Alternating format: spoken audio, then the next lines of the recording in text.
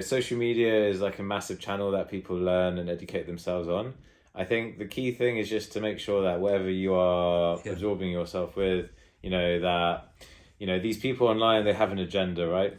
They're trying to build their profile in the sort of industries or fields that they're working within. And it's just like, ultimately just take everything they say with a bit of a pinch of salt and make sure that, if you are watching something, like, where, just always question, like, where is this person getting that information from? Yeah. Because, the key thing with like publications and the sort of the publishing of scientific research is, it's a very, the process of it is very tightly knit.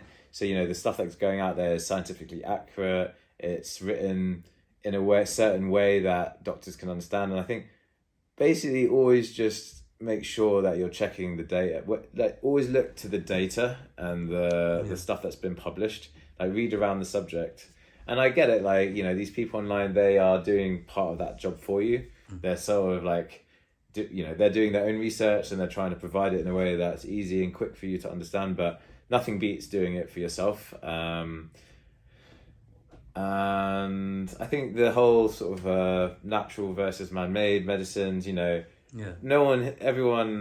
because of the internet, everyone kind of thinks that they're expert in everything. Trust me. And I think the best thing is to actually talk to people who are, doing this as their job day in, day out. If you think you've got a problem, you've got some symptoms or something, go and talk to your doctor about it. Go to your local GP who's about probably a 15-20 minute walk from you. You know what I mean? Yeah. Like, they're the guys that, should be, part of their job is, their job is to stay up to date with the latest research. They'll be going to congresses, what society meetings in London or abroad, to keep up to date with, whatever their specialism is. Mm-hmm. They'll have pharmaceutical people talking to them.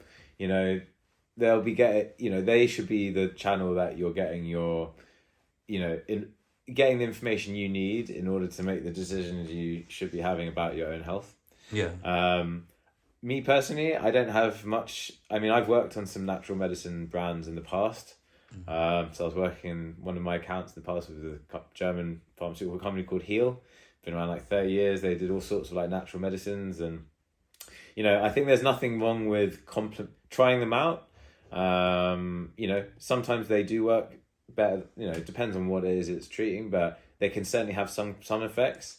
And like, even if it has no effect, even just the placebo effect of you thinking it's going to make you better can obviously sometimes make you better. So and that's been shown in lots of clinical trials and studies. So give them a try. I'd say, like, in general, natural medicines their efficacy tends to tail off over time. They don't tend to be as long-lived and have as much longevity as well-studied, drugs that have gone through clinical trials, that have had, real-world evidence studies done about them. I think there's nothing, there's a time and a place for natural medicine, and there's a time and place for when you need, prescribed drugs that have been proven and shown to work.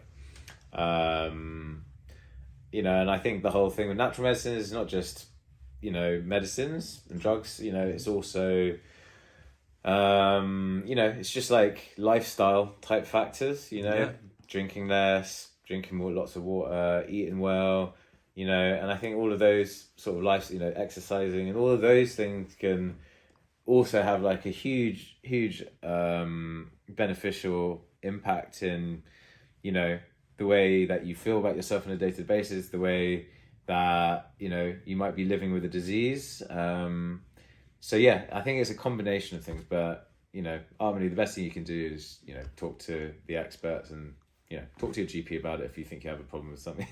Yeah.